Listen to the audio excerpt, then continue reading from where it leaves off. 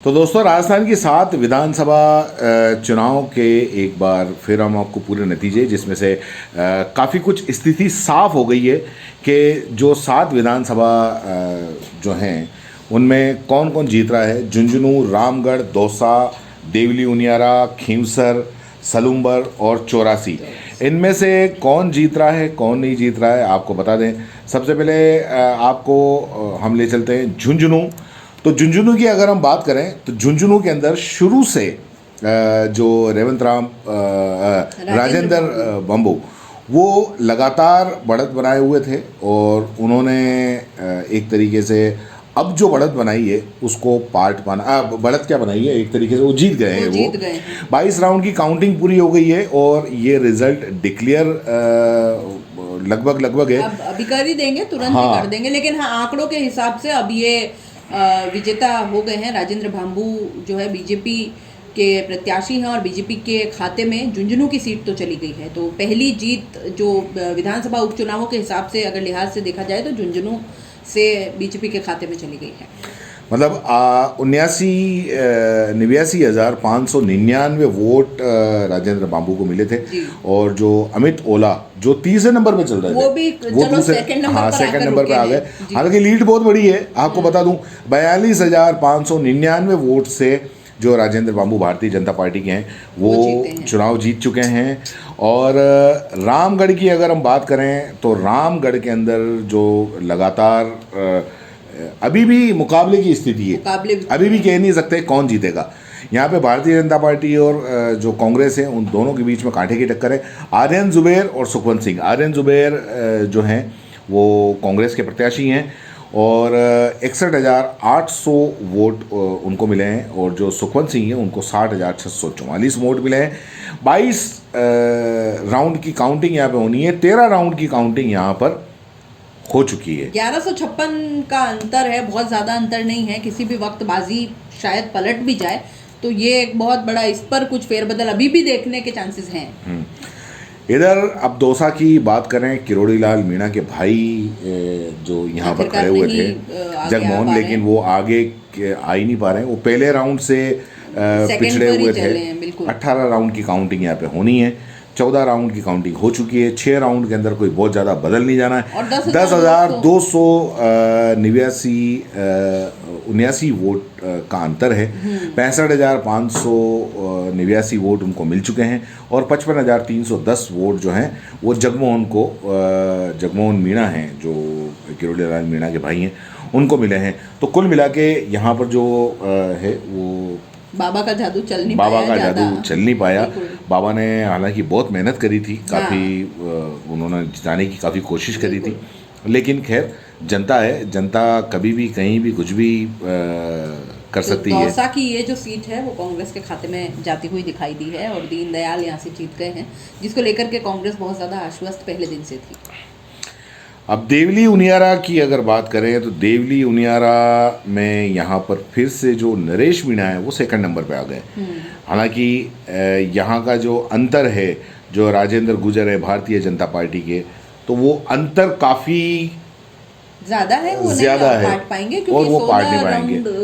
6 round की counting बाकी है। 6 राउंड की काउंटिंग के अंदर 36,813 वोट काट पाना बड़ा मुश्किल है। तो यहाँ से भी बीजेपी आगे है और बीजेपी यहाँ पर लगभग जीत गई है। आप ये मान के चले, राजेंद्र गुजर जो हैं वो ये सीट भी बीजेपी के खाते में जाती हुई दिखाई दे रही। पहले ही राउंड से हालांकि आगे ही चल रहे थे, तो ऐसा यहाँ पर तो मान ही लेना चाहिए।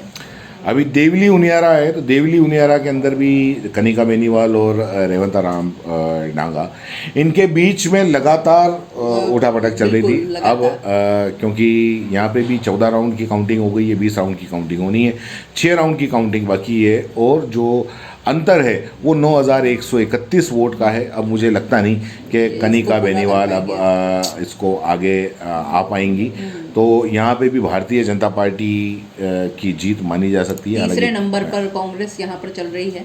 तो ये बहुत सोचने वाली बात है कि आरएलपी के हनुमान बेनीवाल भी इतना दमखम लगाने के बाद भी अपनी पत्नी को यहाँ से जितवा नहीं पा रहे हैं और बीजेपी का यहाँ बहुत स्ट्रांग होल्ड दिख रहा है।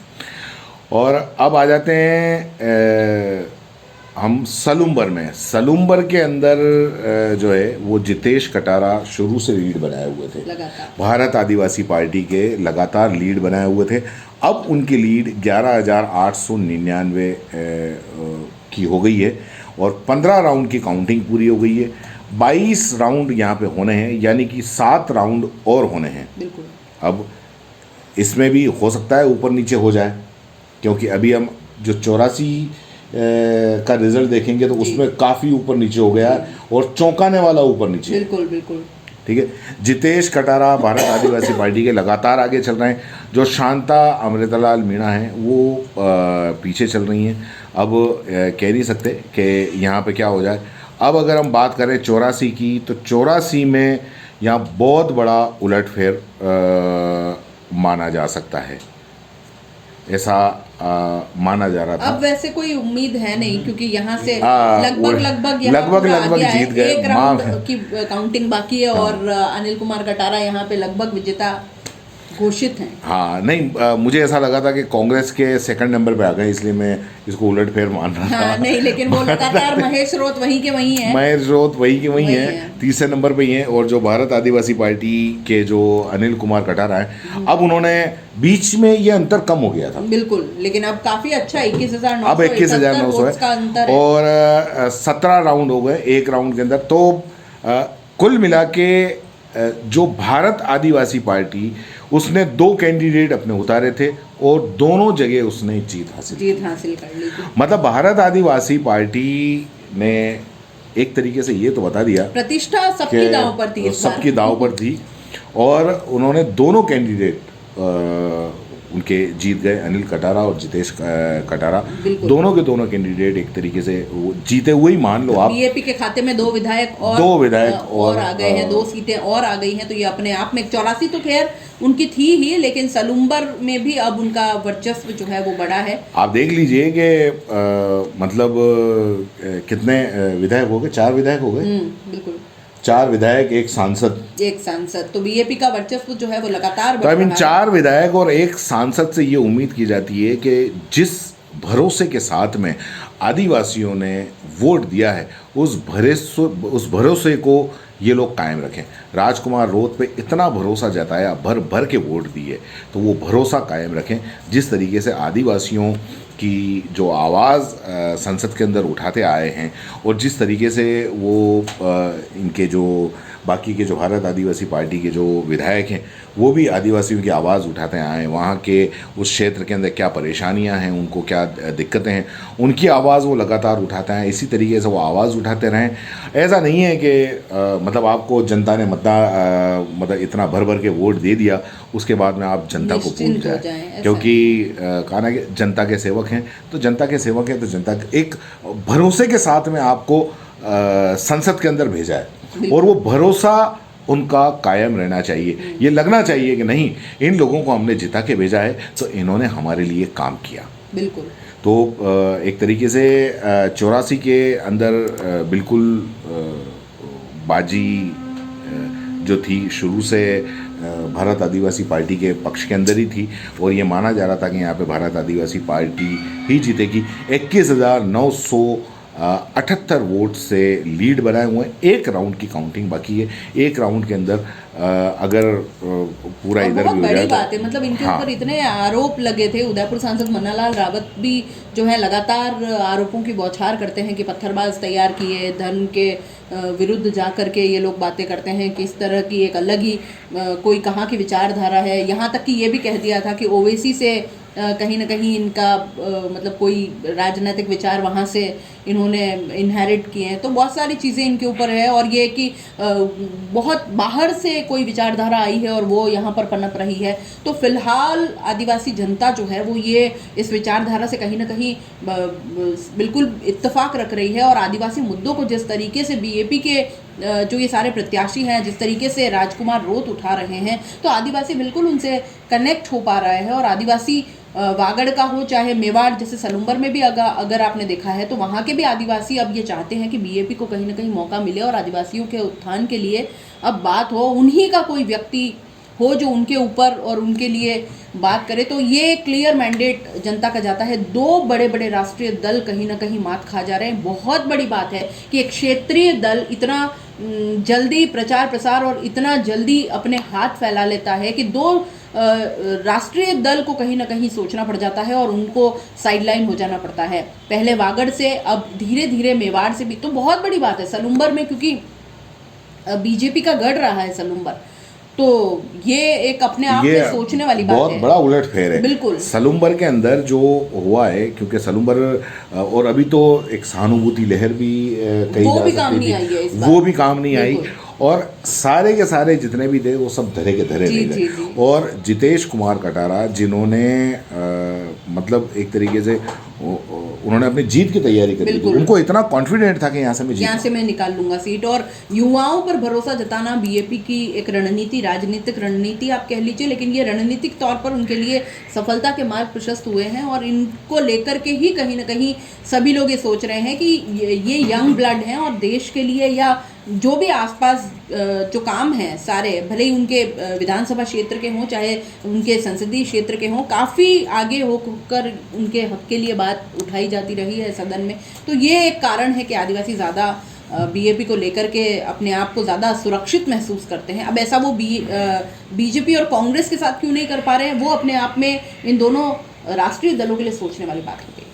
आपको क्या लगता है कि जिस तरीके से भारत आदिवासी पार्टी ने जो आदिवासी जो विधानसभा क्षेत्र है उसके अंदर अपनी इतनी बढ़त बनाई है, तो अब आपको क्या लगता है, क्योंकि आने वाले जो भी विधानसभा चुनाव जब भी होंगे तो इस बात में कोई दो राय नहीं कि जहां पहले 2 विधायक थे अब 4 विधायक हो गए, 4 विधायक से और बढ़ेंगे। और जो खास करके मेवाड़ और वागड़ की जो करीब कितनी 21 सीटें मानी जाती हैं, 21 या 22 सीटें मानी जाती हैं, उस पर तो मुझे लगता है कि भारत आदिवासी पार्टी पूरे के पूरे कैंडिडेट उतारेगी।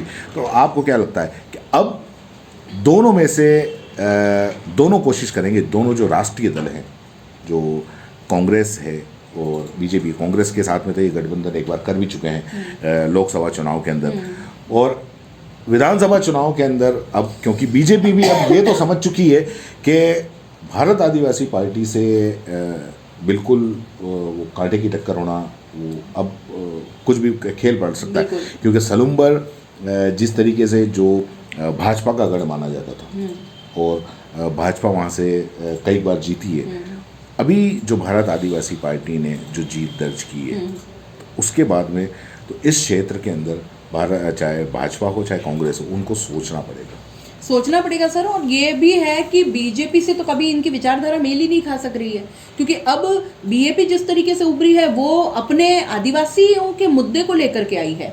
वो अपने आप को प्रकृति पूजक मान रहे हैं, वो अपने आप को मतलब इन दलगत राजनीति हो चाहे धर्म की राजनीति, इनसे अपने आप को थोड़ा सा अलग कर रहे हैं।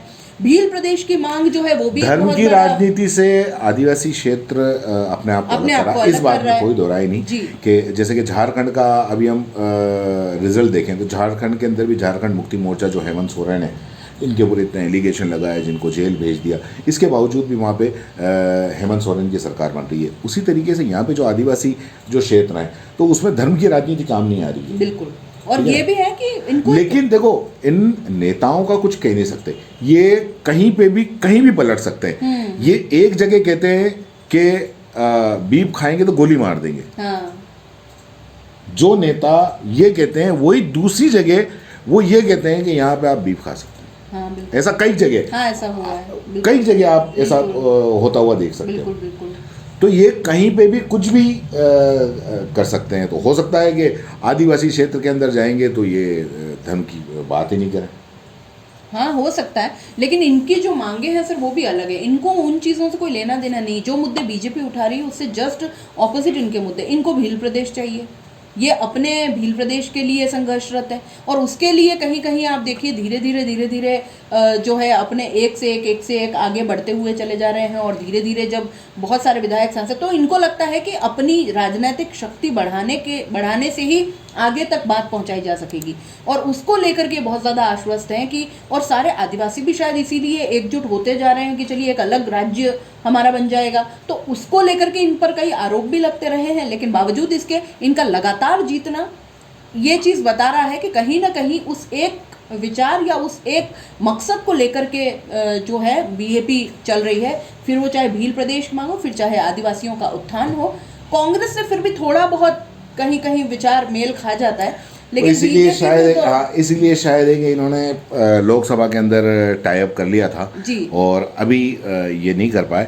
तो बहरहाल भारत आदिवासी पार्टी ने दो इस 7 उपचुनाव सीटें थी राजस्थान के अंदर, जिसमें से 2 सीटें जीत ली है। बिल्कुल। 84 का रिजल्ट बिल्कुल आपके सामने है और सलूम्बर भी करीब करीब जीत चुके हैं। 16 जो राउंड है उनकी काउंटिंग हो चुकी है। 6 राउंड की काउंटिंग और बाकी है। जो जितेश कुमार कटारा हैं उन्हें 66,738 वोट मिले हैं और जो शांता अमृतलाल मीणा हैं उन्हें 57,900 वोट मिले हैं। जितेश कटारा 8,838 वोट की लीड से भारतीय जनता पार्टी की अमृता लाल जो हैं मतलब शांता मीणा, उससे वो आगे चल रहे हैं। सहानुभूति की लहर यहाँ पे कोई काम नहीं आई। और 84 की बात करें, 84 के अंदर ये अनिल कुमार कटारा चुनाव जीत चुके हैं और ये भारतीय जनता पार्टी के कारीलाल से ये चुनाव जीत चुके हैं और बहुत अच्छी लीड से जीत चुके हैं। ये करीब 22-23 हज़ार की लीड से जीत चुके हैं। रिज़ल्ट बहुत जल्दी अभी घोषित हो जाएगा, लेकिन फिर भी हम आपको बता रहे हैं कि जो अनिल कुमार कटारा हैं 84 से भारत आदिवासी पार्टी के उम्मीदवार वो चुनाव जीत चुके हैं। वैसे ये जीत और भी बड़ी हो सकती थी सर। 2 कारण इसमें ये नजर आ रहे हैं कि एक तो बदामी लाल अगर बागी नहीं होते तो ये जो 2,667 वोट है ये बीजेपी के हैं। हाँ। और अगर अनिल कुमार कटारा नाम का एक और प्रत्याशी खड़ा नहीं होता तो ये जो वोट है 6,091 वोट है। तो ये आप सोचिए ये एक बहुत बड़ा मतलब ये एक बड़ी स्कोर हो ये सकता बड़ी था। जीत हो जाती है। ये 50,000 से ज्यादा की जीत हो तो जाती है। ये अपने आप में बड़ी थी। ये 2 एक तो अनिल कुमार कटारा नाम से बहुत लोग कंफ्यूज हुए होंगे क्योंकि आदिवासी लोग जो ना बहुत सीधे से और उनको वो नाम देख के और वो कहीं ना कहीं बिल्कुल कंफ्यूज हो जाते हैं। तो ये और सेम नाम है, अनिल कुमार कटारा सेम और अनिल कुमार कटारा। बस तो वहां पर तो पता चला नहीं और उससे मुझे लगता है कि ये वोट कटे हैं। और बदामी लाल क्योंकि अपनी ही पार्टी में भागी है तो ये वोट भी कटे हैं। तो ये एक बहुत बड़ा जीत का अंतर हो सकता था, लेकिन बावजूद इसके अनिल कुमार कटारा उस सीट को ले गए हैं। ये अपने आप में एक बहुत बड़ी बात है। आपको ये बता दूं फिर से, पहले भी मैंने ये बात बताई कि 84 के अंदर जो भाजपा के 84 के अंदर जो भारत आदिवासी पार्टी के बागी माने जा रहे थे बदामी लाल, उनको 2,667 वोट आए हैं,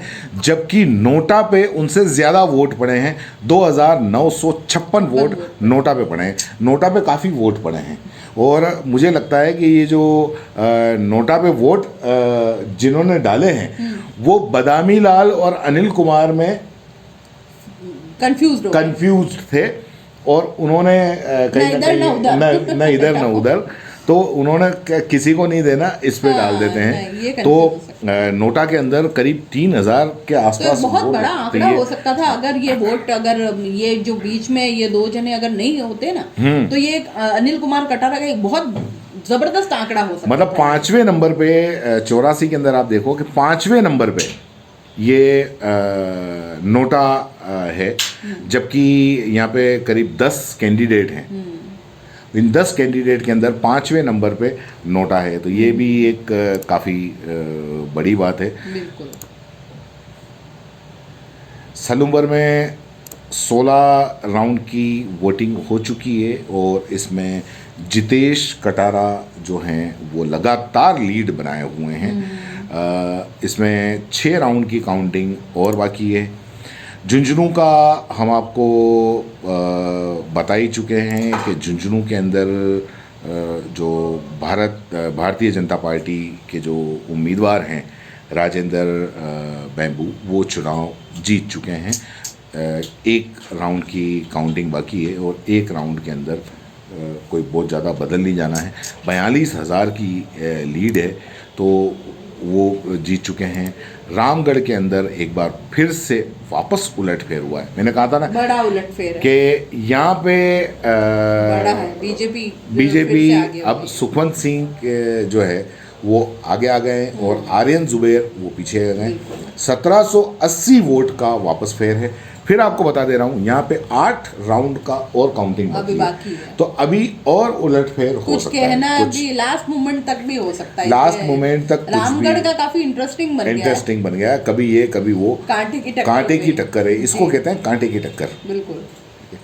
दौसा के अंदर जो है वो दीनदयाल वो लगातार आगे चल रहे हैं। अब जो अंतर है वो थोड़ा कम हो गया है। अंतर कम हो गया पर 2 राउंड की ही बाकी है तो कितना हाँ, क्या 2 इस राउंड अंतर को पाटा जा सकता है। मुझे लगता नहीं कि इसको और वैसे भी शुरू से आगे हैं तो मुझे लगता नहीं कि यहाँ पे कुछ ज्यादा बड़ा बदलाव होगा। देवली उनियारा के अंदर तो ये Clear mandate है। क्लियर मैंडेट है। जो राजेंद्र गुर्जर हैं वो लगातार आगे चल रहे हैं और अब तो करीब 40,000 वोटों से बिल्कुल। वो आगे हो गए। नरेश तो ये मीणा नहीं बना पाया इस हाँ, बार जगह। इस बार जगह नहीं बना पाए। तो हालांकि अगर इनको टिकट दे देती है अगर कांग्रेस तो बड़ा खेल बड़ा हो सकता खेल हो था। सकता कुछ था। बराबर टक्कर हो सकती थी। कुछ खेल हो सकता था। बिल्कुल सही बात है। खींवसर के अंदर अभी 5 राउंड की काउंटिंग बाकी है लेकिन जो कनिका बेनीवाल है वो पीछे हो गई हैं। करीब 9,307 वोटों से पीछे हो 5 गई राउंड हैं बाकी। और 5 राउंड बाकी हैं। वैसे मुश्किल है लेकिन फिर भी उम्मीद रखी जा सकती उम्मीद है। रखी जा सकती है। कह नहीं सकते। तो कुल मिला के रामगढ़ और बस रामगढ़ और खींवसर इसके अंदर ये हो सकता है कुछ उलटफेर होने की संभावना है। बाकी 4 जगह भाजपा लगभग आ रही है। इसमें झुंझुनू है, खींवसर है और देवली उनियारा है और रामगढ़ है।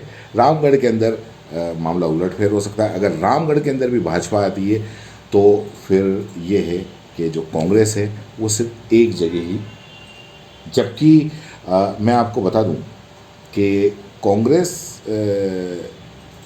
यहाँ पे 7 जगह हो रहे हैं ना, इन 7 जगह में से 6 जगह कांग्रेस के सिटिंग एमएलए थे। बिल्कुल बिल्कुल। तो ये अपने आप में कांग्रेस ने लूज किया है। तो ये लूज और ये गठबंधन न करने के वजह से भी कई सारा नुकसान ये कांग्रेस को हुआ है। ये भी हो सकता है। और जो उनकी रणनीति है उस रणनीति को उनको काफ़ी कुछ बदलने की ज़रूरत है। बदलने की ज़रूरत है।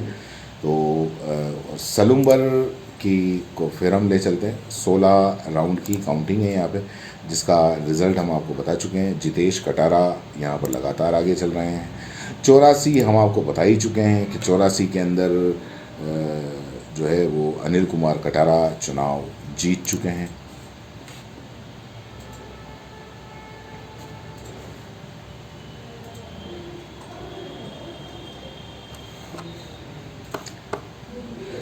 तो ये था राजस्थान का रिज़ल्ट जिसके अंदर सिर्फ एक ही जगह ऐसी है जहां पर ये कहा जा सकता है कि उलटफेर होने की संभावना है और वो है रामगढ़।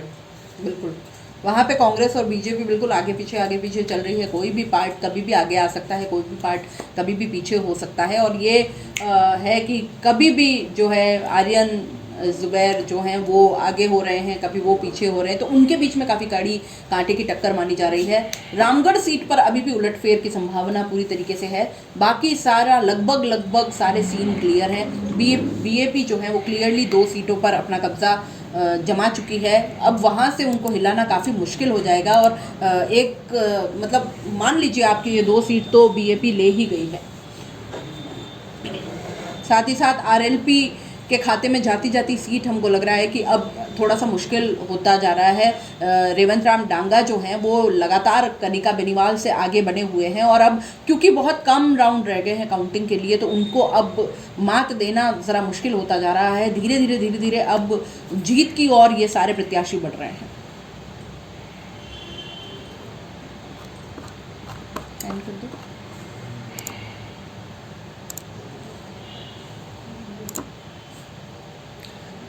जाते जाते आपको आखिर में एक बार बता देते हैं कि महाराष्ट्र के अंदर क्या चल रहा है। महाराष्ट्र में 221 सीटों पे जो भाजपा का गठबंधन है वो आगे चल रहा है। उन 50 सीटों पे जो कांग्रेस का गठबंधन है वो आगे चल रहा है। कुल मिलाकर यहाँ पर जो महायुति सरकार है, भाजपा का गठबंधन है, उसने मतलब काफ़ी ज़बरदस्त तरीके से कमबैक किया है और पूरी तरीके से ये आए हैं। बीजेपी 126 सीटें उसने जीती हैं। शिवसेना शिंदे उसने 56 सीटें जीती हैं। एनसीपी अजीत पवार उसने जीती क्या मतलब आगे और 39 सीटें हैं। इधर अगर हम बात करें जो महाविकास आघाड़ी, तो उसमें कांग्रेस 19 पे है, शिवसेना ठाकरे वो 18 पे है और एनसीपी शरद पवार 12 पे है। तो कुल मिला के कांग्रेस के लिए यहाँ भी बहुत सोचने वाली स्थिति पैदा हो गई है कि मतलब ऐसा क्या है कि मतलब इतना लंबा जीत का अंतर भी अपने आप में सोचने का एक कारण है कि महाराष्ट्र में, क्योंकि उनकी सरकार भी रही थी, ऐसा नहीं है, बहुत अच्छे अच्छे विलासराव देशमुख जैसे मुख्यमंत्री कांग्रेस के भी रहे हैं। बिल्कुल बिल्कुल। अब ऐसा क्या कारण है कि बीजेपी के खाते में इतनी बड़ी संख्या में वोट शिफ्ट होना बहुत बड़ी बात है, बहुत बड़ी बात है। और ये वापस इनको सोचने पे मजबूर हो। फिर मैंने कहा ना कि बस अब तो नफरत की राजनीति, बटेंगे तो कटेंगे ही चलेगा। वही चाहिए। और कहीं ना कहीं अब दूसरी सरकारें भी सोचने लग जाएंगी कि यार बाकी के मुद्दे चलते नहीं हैं, तो अपन भी कुछ बटेंगे कटेंगे जैसा ही कुछ लेके आते हैं। तो बहरहाल अच्छी बात है कि क्या पता नफरत को नफरत ही काटे। नफरत ही काटे शायद यही हो, क्योंकि नफरत को मोहब्बत नहीं काट पा रही है, तो अब हो सकता है कि नफरत को नफरत ही काटे, जिस तरीके से जहर को जहर काटता है। ऐसी बात नहीं है, नफरत को नफरत कभी नहीं काट सकती, नफरत को मोहब्बत ही काट सकती है। क्योंकि फिर दूसरी पार्टियां मुद्दा लेकर के आ रही हैं और जनता को मुद्दे चाहिए नहीं, तो फिर कहीं ना कहीं वो उन्हीं चीज़ों पर अग्रसर होंगे। तो ये जनता के लिए ठीक नहीं है। हम फिर कह दे रहे हैं कि इस तरह की चीज़ें जनता के लिए बिल्कुल ठीक नहीं होती, और एक लोकतांत्रिक देश के लिए तो किसी भी लिहाज से ये नफरत भरी राजनीति या नफरती बातें ये किसी भी लिहाज से सही नहीं होती। अगर सही मुद्दों पे अगर ये चुनाव जीते ना तो कोई दिक्कत नहीं है, तो किसी को दिक्कत नहीं है। सही बात है, जो काम करे वो आए, जो अच्छा काम, तो उस कंपटीशन में जनता का फायदा है। काम पे तो खैर कौन ही जीत रहा है यहाँ पे, जो भी जीत रहा है वो सब काटो और बाटो वाले पे ही जीत रहे हैं। तो खैर ये इनका अपना है। एक बार फिर से हम देख लेते हैं, ख़ास करके रामगढ़ में जो बड़ा उलटफेर जो वोटिंग थोड़ी देर के लिए काउंटिंग रुक गई है शायद रामगढ़ में, अपडेट नहीं हुआ है उसका। तो एक ही सीट ऐसी है जिसपे कुछ ऊपर नीचे हो सकता है, बाकी तो जितना भी है वो बिल्कुल लगभग साफ हो गया। हमें लग रहा था कि एक सीट आरएलपी ले जाएगी, खिंवसर में शायद चीज़ें बदल सकती हैं, लेकिन अब ऐसा लग नहीं रहा है। रेवत राम डांगा लगातार वहाँ पर बढ़त बनाए हुए हैं, और 20 में से 15 राउंड की काउंटिंग जब हो चुकी हो तो फिर सोचना पड़ जाता है कि वाकई में 9307 का ये जो अंतर है वो क्या इन 5 राउंड की काउंटिंग में इसको पूरा किया जा सकता है। तो अपने आप में एक बड़ा मतांतर तो है।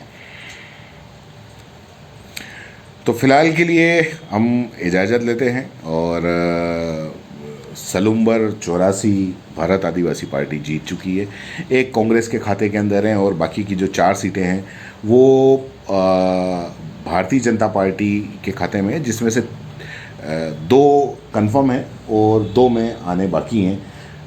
रामगढ़ के अंदर उलटफेर हो सकता है, बाकी मुझे लगता नहीं कि और कहीं उलटफेर होगा। पूरा अगर उपचुनावों को देखें तो बीएपी और बीजेपी का प्रदर्शन बहुत अच्छा रहा है। कांग्रेस को अपने प्रदर्शन के बारे में अब सोचने की, अपनी रणनीति के ऊपर सोचने की, अपने सारे जो मुद्दे हैं या जो भी चीज़ें जिनको लेकर के वो चुनाव में उतरती है, उन सभी चीज़ों को, प्रत्याशी भी हो गए चाहे, उन सब पर अब सोचने की बेहद ज़रूरत है। अपने जिस तरीके से उन्होंने परफॉर्म किया, उस परफॉर्मेंस के बारे में सोचने की और उसको पूरा एनालाइज करने की बहुत ज़्यादा ज़रूरत है। तो दोस्तों इजाज़त दीजिए हमको, फिर मुलाकात होगी, ख़बरों के ज़रिए आपसे लगातार मुलाकात होती रहेगी। ज़्यादा से ज़्यादा चैनल को सब्सक्राइब करें। धन्यवाद।